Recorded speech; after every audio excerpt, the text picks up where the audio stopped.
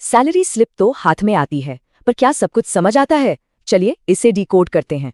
हाँ, माना कि ये नंबर्स थोड़े कंफ्यूजिंग लग सकते हैं, पर हम इसे आसान बना देंगे। इसे हम 5 आसान स्टेप्स में समझेंगे। तो ये रहा हमारा रोड मैप। सबसे पहले स्लिप के सबसे ऊपर वाले हिस्से को देखते हैं, जहां बेसिक जानकारी होती है। इस सेक्शन में नाम, एम्प्लॉय कोड और बैंक अकाउंट जैसी पर्सनल और प्रोफेशनल डिटेल्स होती हैं। यहाँ सैलरी पीरियड और अटेंडेंस की जानकारी होती है, मतलब कितने दिन काम किया गया।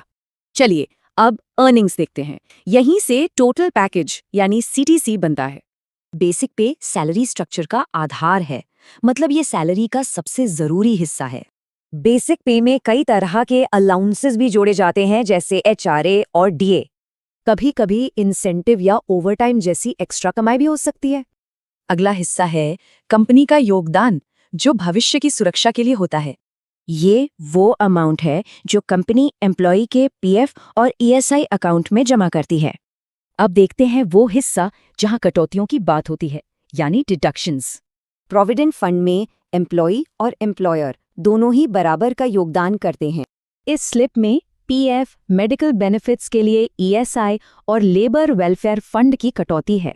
इनके अलावा प्रोफेशनल टैक्स या सैलरी एडवांस रिकवरी जैसी कटौतियां भी हो सकती हैं। और आखिर में सबसे जरूरी बात, मतलब हाथ में आने वाली सैलरी का कैलकुलेशन। सबसे पहले सारी अर्निंग्स को जोड़कर ग्रॉस पे बनती है। फिर सभी कटौतियों को एक साथ जोड़ा जाता है। इस केस में ये 1544 रुपीस है। तो सीधा सा हिसाब है, ग्रॉस पे में से टोटल डिडक्शंस को घटा दें तो नेट पे आ जाती है। यही वो फाइनल अमाउंट है जो असल में बैंक अकाउंट में क्रेडिट होता है।